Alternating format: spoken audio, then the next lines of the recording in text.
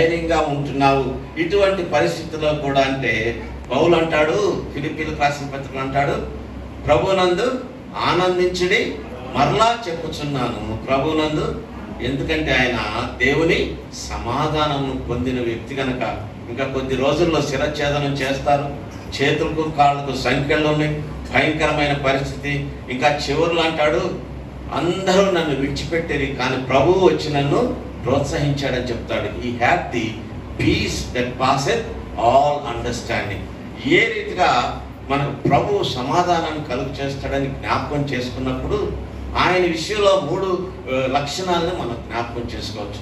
మొట్టమొదటి ఏంటంటే we find this in his character. ఆయన స్వభావంలోనే సమాధానం ఉన్నట్లుగా మనం చూస్తాం. పరిశుద్ధ గ్రంథంలో సువార్తలు కనుక మనం తీసుకున్నట్లయితే ఆయన యొక్క లక్షణాలు స్వభావం అంతా కూడా మనకు కనపడతా ఉంటుంది.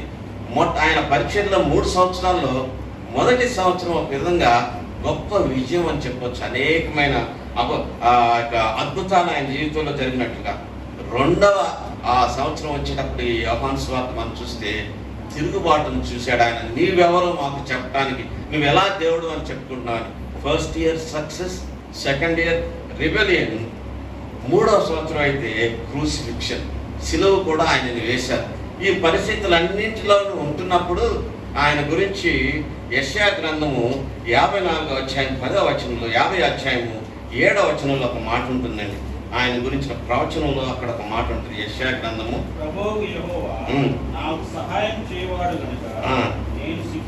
నేను సిగ్గుపడలేదు,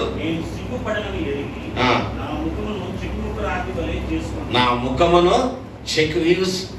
అక్కడ కూడా ఆయన పుట్టిన ఆయన యొక్క సంకల్పం, దేవుని తండ్రి అయిన దేవుని సంకల్పం నెరవేర్చడం కొరకై ఎటువంటి పరిస్థితి వచ్చినా కానీ ఆయన ఏమంటున్నాడంటే I have set my face like rock అంటున్నాడు. యెరూషలేముకు వెళ్ళటకు లూకాసు వార్త 9వ అధ్యాయము 51వ వచనం కూడా చూద్దాం.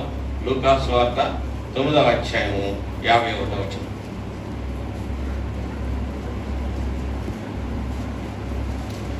ఆయన పరమునకు చేర్చుకొనబడే దినము పరిపూర్ణమగుచున్నప్పుడు మనస్సు స్థిరపరచుకుని వాడుగా ప్రతిసారి కూడా ఆయన విషయంలో చూస్తే ఎటువంటి కలవరము కానీ ప్రభు తిరస్కారానికి గురయ్యాడు. తన సొంత వారైన బయలుదేరుల వల్ల ఈ పనులు చేస్తున్నాడని చెప్పారు. అయినప్పటికీ శిష్యులు కూడా చివరికి వారు కూడా విడిచిపెట్టినప్పటికీ కూడా దేవుని సమాధానం మాత్రం ఆయనను విడిచిపెట్టలేదు.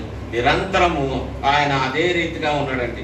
ఆయన ఒక జార్జ్ మారిస్ అనే ఒక భక్తుడు అంటాడు, ఆయన అంటాడు వాట్ ఈస్ పీస్ అని దానికి నిర్వచనం ఇస్తూ పొజిషన్ ఆఫ్ అడిక్వేట్ రిసోర్సెస్ అంటాడు. అంటే సరిపడిన వనరులు మన జీవితంలో ఉంటాయి. ప్రతి పరిస్థితిని ఎదుర్కొన్నట్టు కావలసిన శక్తియే సమాధానం అంటాడు.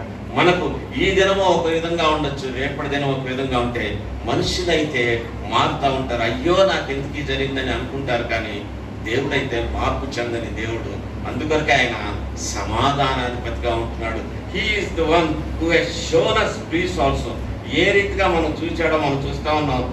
ఆయన అంతకంటే గొప్ప విషయం ఏంటంటే ఈ వనరులను ఆయన ఏ రీతిగా అయితే ఈ లోకంలో అన్నిటినీ ఎదుర్కొని విజయం పొందాడో అటువంటి వాటిని మనతో కూడా పంచుకున్నటకు ఇష్టపడుతున్న దేవుడు. He wants to give us all those resources అనమాట. యెషయా గ్రంథము 32వ అధ్యాయము 17వ వచనాన్ని ఒకసారి చూసుకుందాం.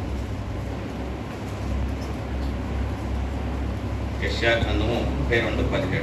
నీతి సమాధానము కలుగజేయును, నీతి వలన నిత్యమును నిమ్మలము కలుగును.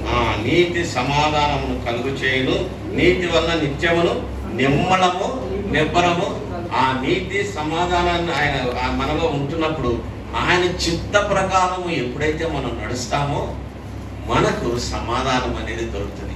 సంఘములో, కుటుంబంలో, వ్యక్తిగతంగా సమాధానం అనేది మనకు ఎందుకు లేదంటే మన జీవితాన్ని పరీక్షించుకుంటే నీతి సమాధానం ఆయన అనుగ్రహించినవి మనము పొంది క్రీస్తును మనం బయలుపరచలేదు కనుక ఆయన స్వభావంలోనే ఆ సమాధానం ఉన్నది. ఆ సమాధానము మనకు ఆయన అనుగ్రహించటకు ఆయన చూపిస్తున్నట్లుగా మనం చూస్తాం. ఇంకా మనం ముందు కనుక వెళ్ళినట్లయితే ఇంకొక మాట కూడా ఉన్నదండి, కఠినమైన మాట. యెషయా గ్రంథము 48వ అధ్యాయము 22వ వచనం.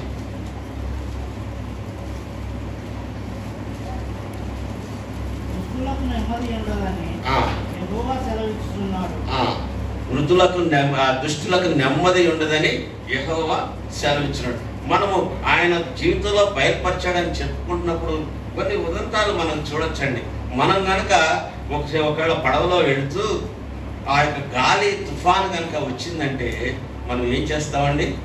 దేవునికి కేకలు పెడతాం. మీరు కనుక చూస్తే ఆ గలిలయ సముద్రం కనుకుంటే అది ఒక పళ్ళెంలో ఉన్నట్టుగా ఉంటుంది అనమాట. చుట్టూ కొండలు ఉంటాయి, మధ్యలో సరస్సులా ఉంటుంది. అది చిన్న పెద్ద సముద్రం అని పేరు, కానీ అదొక చెరువులా ఉంటుంది. ఆ చెరువులో ఏమవుతుందంటే గాలి వచ్చినప్పుడు అన్ని వైపుల నుంచి వస్తే అసలు తట్టుకోవడానికి వీలు లేదనమాట.